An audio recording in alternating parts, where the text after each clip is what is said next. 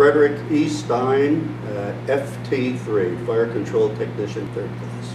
Well, I was assigned to the after compartment, and the racks.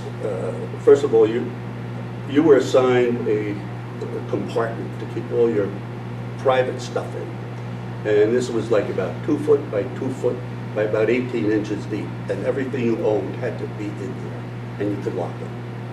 So you had those compartments for your individual personal needs, and then the racks were 4 high, and the bottom rack was basically almost on the deck. And the rack was made up of interlocking springs. There was no mattress per se, but there was maybe a 2-inch mattress, if you could call it, with no springs in it, just padding. And that was your rack, and you got a pillow. And the racks were held up to the other rack by these chains, so that when you had to clean the compartments, you could pick up these racks and could swab the decks around there.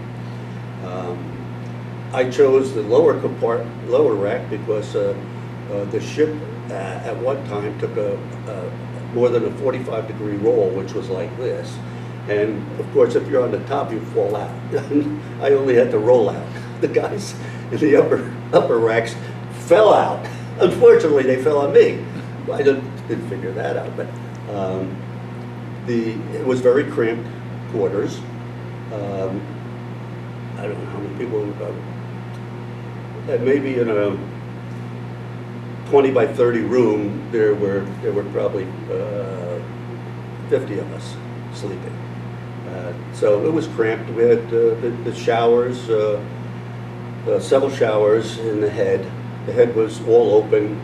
There was no doors. It was if you wanted privacy, this was not the ship to be on. So and as far as the showers go, one thing about the Navy, when they call it, someone says, "Well, take a Navy shower." That means you go in, you wet yourself down, and then you lather yourself up, and then you turn it on and you rinse yourself off, because the ship has to make its own water. When you're out at sea, the ship makes its own water. So if everyone got in, had a nice shower, hot shower, someone down the line would have no water.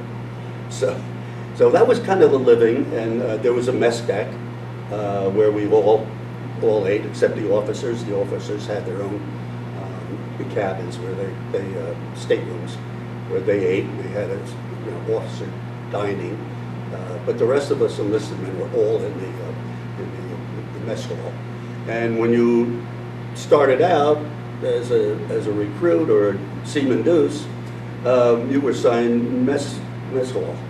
So you were either scrubbing the trays, the metal trays, or you were behind the line handing out the food, because it was a buffet kind of thing, but you didn't get to choose. It was whatever the cooks decided to make that day.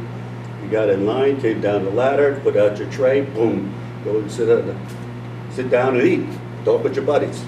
So that's kind of the lifestyle of the ship. And then we, of course, being that it's a warship and we were to be always ready to respond to an emergency, we would have drills, general quarter drills. When we were out at sea, we fired the guns, and that was really kind of an experience. And especially being I was an FT, I got to actually move the radar and track the plane sleeve that was being towed by a Navy plane. So that was our practice, our exercise. The Navy would have a plane pull this thing through the sky so that we could lock on it and really test out our equipment. And we actually shoot. So, and how many poles you put into this sleeve, that would, determine how good you were.